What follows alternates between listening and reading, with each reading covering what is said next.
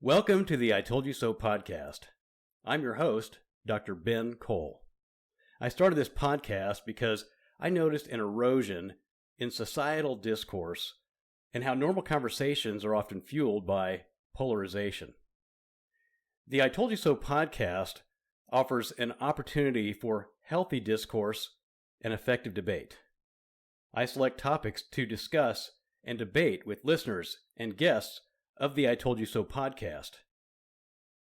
What I hope will happen is that guests and listeners will predict what happens in the future. I track the predictions and announce who predicted accurately when those predictions become true. Discussions and debates can be about any topic and should be focused on what will happen in the future. The podcast offers topics where listeners and guests can discuss and debate with the goal of predicting the future so they can proudly say, "I told you so." My guest for this episode is Bobby Reed. Bobby Reed is a librarian of a unique variety. Bobby's librarianship has primarily focused around supporting researchers as they embark on research around emerging technologies and biomedical prototyping. Bobby's education is in literature and librarianship. He has earned a bachelor degree, a Bachelor of Arts degree, a Master of Arts degree in literature, and an MLIS in libraries. For the last 6 years, Bobby managed a research and development unit focusing on emerging technologies for the University of Oklahoma.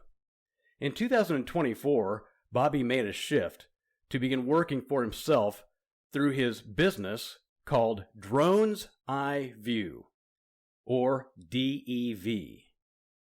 And he did that to enable deeper projects and greater access to non-academic entities. DEV primarily focuses on software development for educational organizations. Most of DEV's work is in the virtual reality space. Outside of work, Bobby spends time with his wife, Kristen, and his daughter, Elliot. Bobby also enjoys playing video games and skateboarding. All right, on this episode, Bobby and I discuss the future of classroom educational technology. The textbook that Bobby used in his class, it served as the primary placeholder for knowledge to students since Leopold Mozart made his name with his violin primer. With the advent and wide acceptance of spatial computing as seen through the MetaQuest, the Apple Vision Pro, and a variety of other head-mounted devices, or HMDs, our modes of accessing information are evolving beyond the 2D dynamic that constrained information delivery from beginning of the written word until now. Bobby, thanks for being a guest on the I Told You So podcast. Let me start our conversation by asking you this. Since you're a librarian by training, let's talk about books. Will books exist in the future? Well, thanks for having me on, Ben. I appreciate it. I think books will certainly exist as a modality. Folks really love books.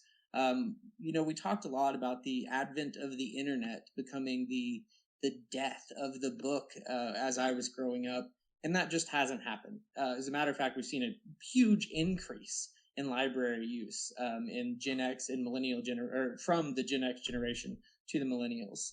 And from my limited experience in Oklahoma public and academic libraries, I'd say that Gen Z and younger folks are continuing that trend of increased usage. Now, the things they want out of a library are far different than maybe what you or I would have thought of as kids. The libraries are far more a place to go for making technology, computers, audiobooks, just other things that we might not have been able to get when we were a kid. And I think that the book will kind of continue to evolve in that way. Sure, it's going to be the book, but we might see it in some different modalities. What might become really interesting, especially with the emergence of haptics, right? Like feeling things that aren't really there using electronic devices. We might see the physical book be recreated virtually. That's probably not in the near term. Right now, what we're still looking for is kind of that first big haptics technology. There are definitely small technology shops that have built gloves to allow you to feel things, suits to allow you to be impacted by things, but none of these are at the consumer level. It requires advanced setup and very, very, very deep pockets to be able to get access to these things. And when we think about what we're trying to do with recreating things virtually, I think it's really important to ground ourselves in what we have with our sensory information as humans, right? So our vision runs somewhere between 120 and 144 frames per second. Anything we go beyond that in terms of our technology is really going beyond us in a lot of ways. We don't see in that high a frequency.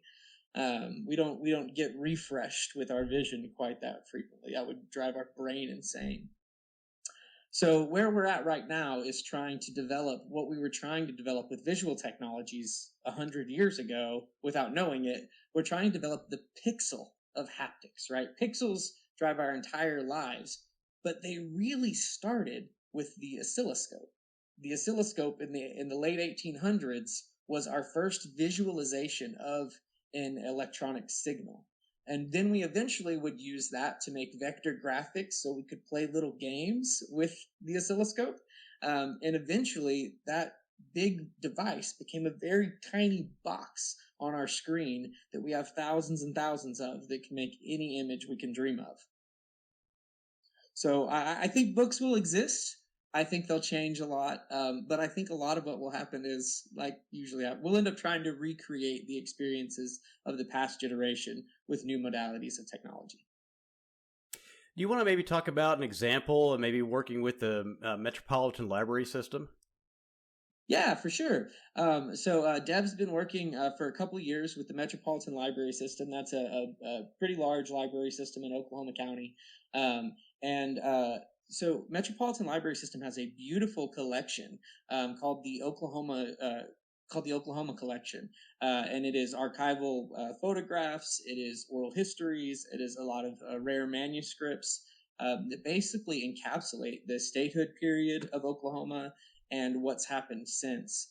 And what they found is, despite having this beautiful collection, special collections librarians that were able to build programming around the collections, and some scholars that, Sam Anderson, who wrote the Oklahoma book Boomtown, that was a New York Times book, or New York Times bestseller, he primarily used this collection to write that book.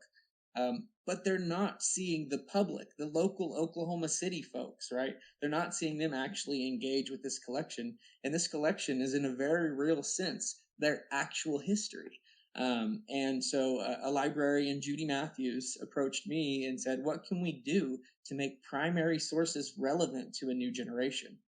And what ended up emerging through some different haphazard avenues was this product that we produced called Virtual Fairgrounds. And Virtual Fairgrounds is a recreation of the Fairgrounds District of Oklahoma City, which no longer exists in 2024, circa 1950. And so this was a predominantly Black neighborhood that was destroyed through urban renewal, and to make space for what is now our Health Sciences Center campus, so med school and several hospitals. But there was a lot of culture that was lost during that. And fortunately, we had great community advocates pull together oral histories to make sure that was kind of captured. And now we're recreating the district in VR. And we've actually gotten the opportunity to put a few people into that district that were there as teenagers. And that's been kind of the most magical part for me is seeing how close we're getting to their memories. Building to memory is a weirdly tricky thing. Yeah, that's awesome what you're doing there, and the work that's been done in Oklahoma. That's incredible. So maybe let's talk about more about. I think you mentioned haptics, and maybe just what you really mean by that. Just how much harder narratives of history would hit home, I guess, if you can actually be there and feel, just like you're talking about with the fairgrounds. So maybe talk about that a little bit. Absolutely. So I know you're in Kansas, and I'm sure you guys experience, probably not to our level, but some pretty intense winds being on the plains, right? Oh yeah. Um, so imagine, what do you lose by not having that sensory information? Like, what piece of Kansas do you not get if you can't feel the wind on your skin? And that's kind of been our approach.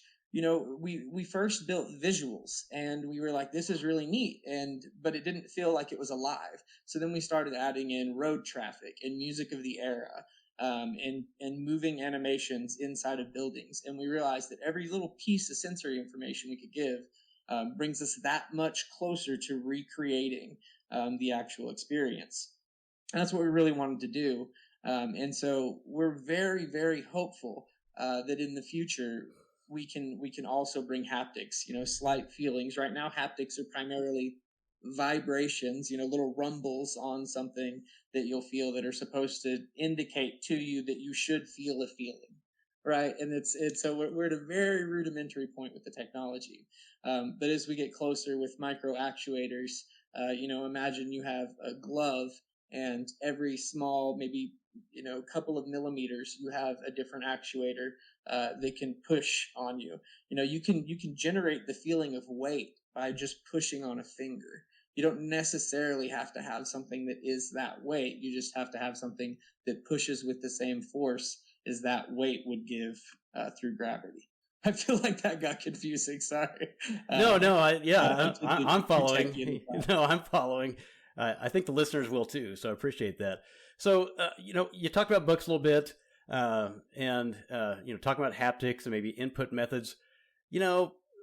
Something about the keyboard. We have had this keyboard since, I don't know how long. You probably know, as long, as how long we've had the keyboard. It's been a long time, decades and decades and decades. So, oh yeah. Why do we still have this? And with all this technology that's going on, how is the input method into technology going to change? Thank you for asking that. The keyboard, the QWERTY keyboard, and the QWERTY layout keyboard started because typewriters were getting jammed. They had a alphabetical keyboard that was very much the characters in order: A, B, C, D, E, F, G. And they found that people could learn to type too fast, and it would jam the keyboard at the time. I cannot remember what era that is, though. I was like, I have this on my head, but now it's gone.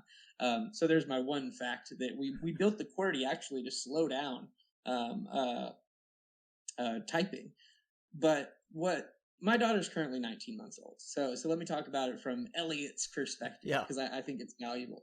I wouldn't be surprised if by the time she's my age, I'm 37 now, if there's not a keyboard, or we don't. I see anything that is slower than thinking and typing being outmoded pretty quickly. I always had a very large group of student employees when I was working at OU libraries, and I saw it. They got to text or voice control everything. Even when they were texting people, it was being spoken. There was so little typing being done by these folks.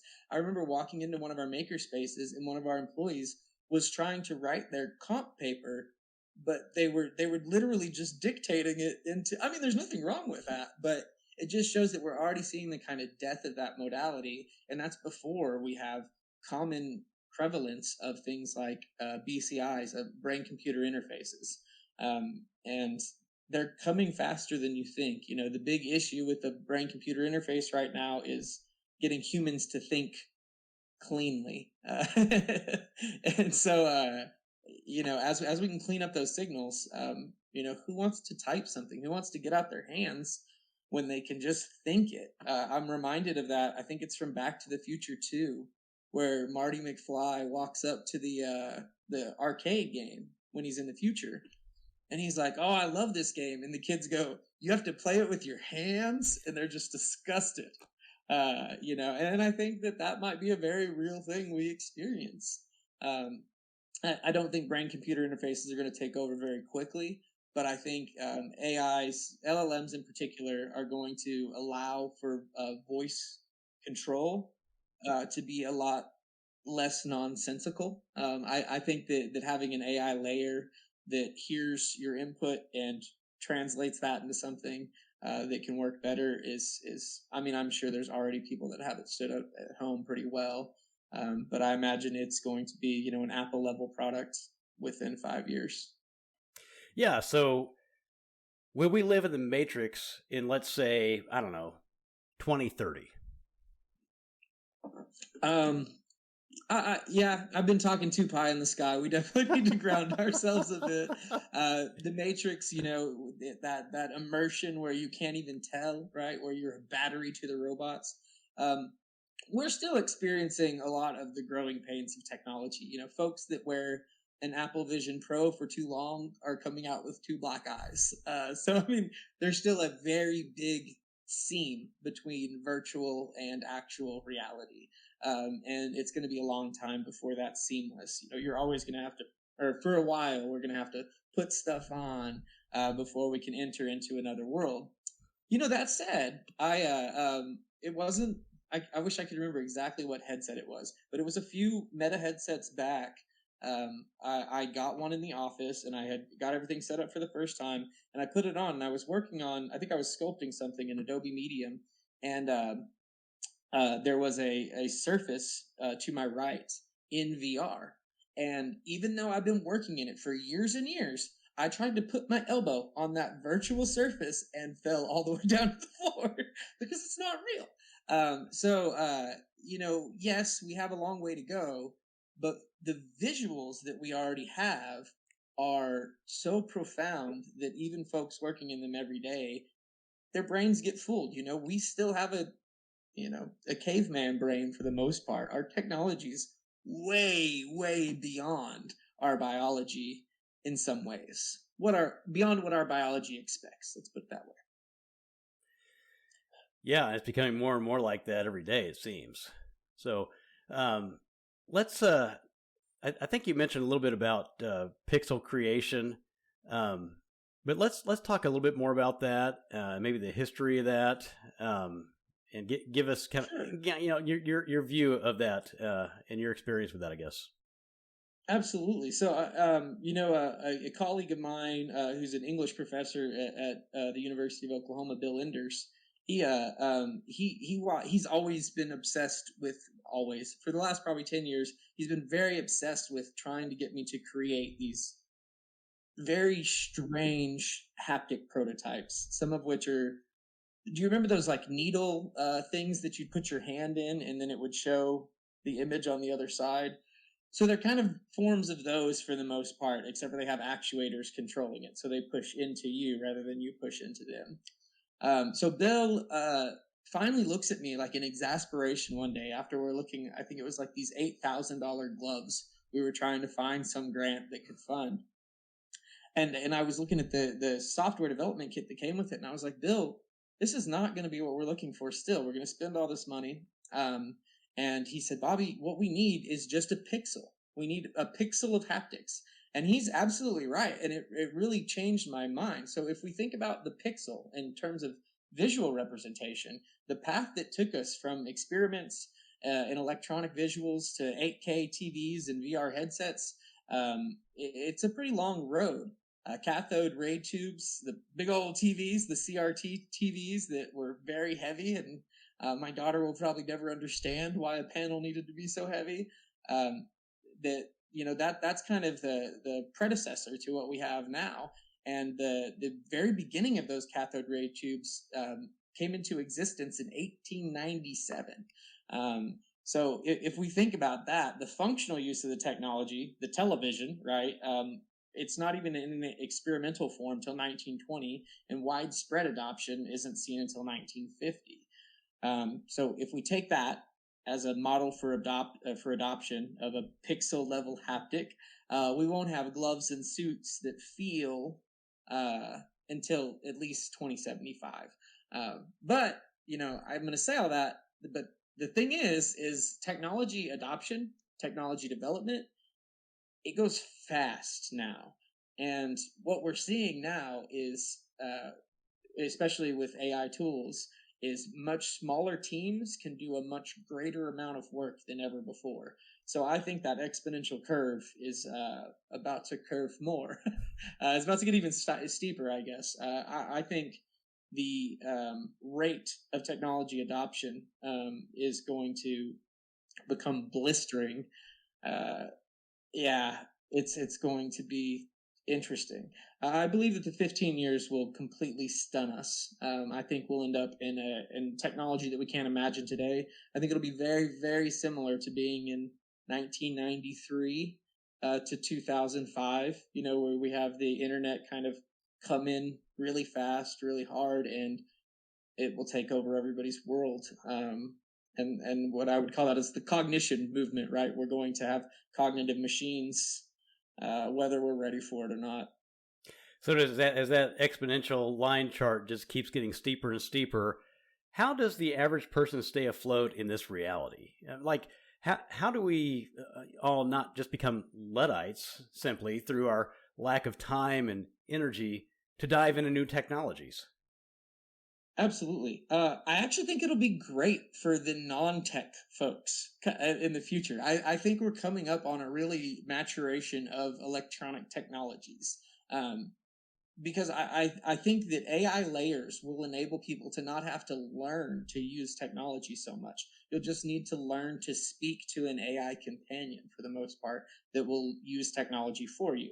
Now, I've played with lots of tools. I've written code using Copilot. I've written code with my fingers, What I can say right now is Copilot, ChatGPT, Gemini, anything I've used, it can give you time back, but I have to go through everything that I've ever generated with a pretty fine tooth comb. When we're talking about code, it's because I need to be able to understand it better to implement it. When we're talking about writing, it's because it's not very good until it's been pretty well edited. It sounds good, but there's a lack of depth to it for sure. And that's my experience. So I would say don't try to stay afloat, not the way we had to since the mid 90s. The idea that you're going to have to have your Microsoft Word and PowerPoint skills to function in a modern office, I think will be going away a lot. I think your inherent creativity, or whether your developed creativity, and your willingness to put in the work is going to be a lot more important than knowing the hotkeys to Photoshop or something like that. I think that those hard skills are going to be a lot less valuable in the future. I think they'll still be valuable. You'll need people to fix things when the AI is confused, and that will be still a very valuable skill. But I think the average user is going to have a much easier time adopting new technologies. I would really encourage people to have a workflow in their head, to think about each digital tool and ask, is it really a tool for me? Does it give me back time, or does it increase my ability to do something? If it doesn't do one of those two things, uninstall. That's all you got to do. It's probably not uninstall anymore. Everything's browser based. Just unsubscribe. Because if something isn't giving you back time or expanding your skills, especially with our current state of technology, it's not a tool for you, and it probably won't become one. The amount of time you could spend learning it and becoming really great would probably take longer than it would to just use an AI counterpart and then edit the work the AI produces. And I mean, I'm sure everybody makes this comparison, but I really think that not getting on board this kind of AI wave is kind of like, riding your horse into the 1930s instead of getting a car. Like, it's fine, but it's not really cheaper. It's not really easier. It's not really making you better.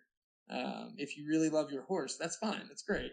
Keep doing it, but it's not going to be the same as a car.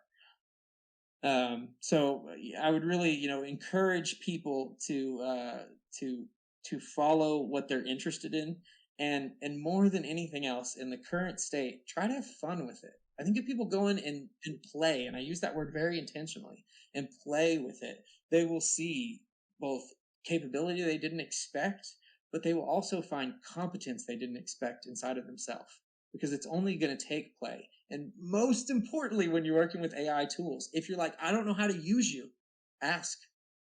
Ask, how do I best use you? Here's what I would like to do. And it'll probably just tell you pretty accurately how you should use it. Let's talk a little bit about AI. You mentioned it a little bit, but that's a huge topic these days, and everyone's wondering what the future will be like. And I know you've been your work has really been about educational technology, but maybe give us give us a touch, maybe a feel of your experience working with AI, and just, I don't know, where you think it's going. Sure. So at one point, when I was working at OU, I had a team. I had a team of 3 full-time librarians. That was one developer, one person that was kind of flexible, could do lots of stuff, handled a lot of our marketing and documentation, and then one person that ran a 3D scanning lab, and then probably somewhere 8 to 15 student employees to kind of help with any needs that they might have. And that whole team was pretty necessary if we were trying to go digitize an object, right? What's the last thing we did? We were in England to digitize the St. Chad Gospel. So it's beautiful illuminated Bible, and it took all of us, and it took a long time. A few weeks ago, I had a local artist reach out to me and ask if I could start developing some of his 2D art into 3D models and then putting them in a game engine, which is what we usually did with what we would 3D scan. And I was able to set up a local model on my laptop. I fed it Chad's images, and then I basically had what my team of, what did I point it out to, about 18 people used to do, with a lot of time. And I did it in an afternoon sitting on my couch. And so it's mind-blowing to me. Not only do we have things that can generate text, but we're able to use some of these models to generate, 3-dimensional data that in the past we would have said no computer could do that because they'd have to create too much. And now I'm looking at what I can just throw into a model and, get out in 5 minutes. And it's on par with what we were doing with a huge team of professionals that had, a lot of education, a lot of skill building. And I'm not, I feel like I sound like I'm like angry about that. We used to have to work so hard. It's not like that. It's just getting used to the new world. It's an exciting time. One of the big reasons I left OU and started Dev was because people had to come to my team with enough money to pay for those 4 professionals and 15 students. And so it really meant that you had to come with a very, very large grant. So you were probably in the hard sciences if you were working with my team. And, I have a literature background. Like, it really kind of hurt me that I couldn't, we couldn't work more on these projects in the humanities and in other areas. And so I'm really very excited about this. The fact that one AI tool, that's 0123, in case anybody's interested in what I was specifically using there. I set up a local model on a just an average gaming laptop using their GitHub. But I think it's really exciting. I don't think my entire career with technology has been kind of this big loop in trying to provide people with more access to tools, so that way they can use technology without having big pockets, without being in the right place geographically. To be able to use that. And I really think that AI is democratizing technology in a way we always hoped the internet would. I think it's doing it, I think it outpacing the library in the way libraries have always kind of been a center of democracy, because I think it gives the average person power, power to create, power to understand, and power to act is probably that next phase. Once agents can kind of act more on their own, once we see some of these humanoid robot companies actually put them out into the world. I'm sorry, I laugh when I say that. I'm constantly like, I guess we are Terminatoring it. Yeah.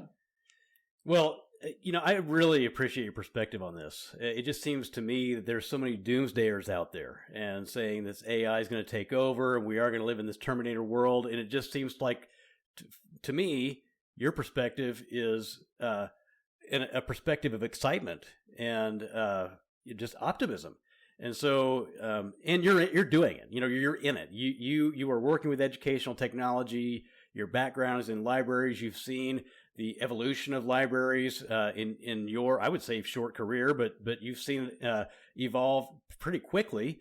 And you've worked with instruments and tools that are new, that are really brand new. And so your perspective really is enlightening to us, and I hope it's really enlightening to the listeners. Really, really appreciate that. So I really appreciate you, Bobby. Thanks for being a guest on the I Told You So podcast. So let me tell you, if listeners would like to learn more about Bobby, would like to maybe follow up with him or connect with Bobby Reed, simply fill out his form. And I noticed he was saying Dev a lot, and I said DEV at the beginning, but it's he calls his company Dev Limited, and I'll spell that for you in case you're just listening. It's DEVLIMITED.org, and that's the website. So it's Dev Limited, that's all one word, devlimited.org. Go there, fill out the contact form, and follow up with Bobby. And I really implore you to do that. So because this podcast is about predicting the future, my questions to those listening are these. Does the future that Bobby described sound appealing to you? Why or why not? And do you believe what Bobby's saying? Are you more on the optimistic side, or are you more on the side where it's like, no, we're going the wrong direction with technology? So I'd really like to hear that, and I'm sure Bobby would too. So how soon will the average person be wearing these virtual reality headsets? I know they're already on the market right now, and Bobby mentioned those when he was talking to us. But I'm just kind of interested to see when that really will kind of take over, and more people will be doing that. Sort of like Apple and the iPhones. When will that be where pretty much everyone's using these reality headsets, these virtual reality headsets? And then what kinds of digital cognition tools will we be using in the future? And when might there be a critical mass of adoption of these tools? Sort of like the headsets, we have so much technology being, in a way, thrust at us. That may be a negative word, but it's there. Like we mentioned, it's the exponential line graph going up, up, up, up, up. When will this technology be adoptable, I guess, at a critical mass? And so I'd like to know that. I'm sure Bobby would like to know as well. You can let me know by sending a text message to me or calling 1-785-473-3721. That's 1-785-473-3721. Or send an email message to me at ITYS@BenCole.com. That's ITYS at my name, which is Ben Cole, ITYS.com. All one word, BENKOHL, ITYS.com. Or post on any of my social media channels. If there is another podcast platform you prefer other than just Spotify or YouTube, please let me know that too. So I ask you to go to the I Told You So podcast website at BenColeITYS.com to connect and get your own I Told You So items at the merchandise link. You can choose from shirts and hoodies and hats and coffee mugs and lots of other items. The I Told You So podcast is a space for healthy discourse and effective debate with the goal of predicting the future. So you can proudly say, I told you so. Also, if your business or organization is interested in advertising on the I Told You So podcast, please let me know that too. Thanks for tuning in to the I Told You So podcast, and thanks again to my guest, Bobby Reed. That's Bobby Reed, R-E-E-D, Bobby Reed. Followers of the podcast are very important, so please follow, like, subscribe, leave a comment, give a high rating, and share with your friends. I'm your host, Dr. Ben Cole, and I hope to hear from you soon.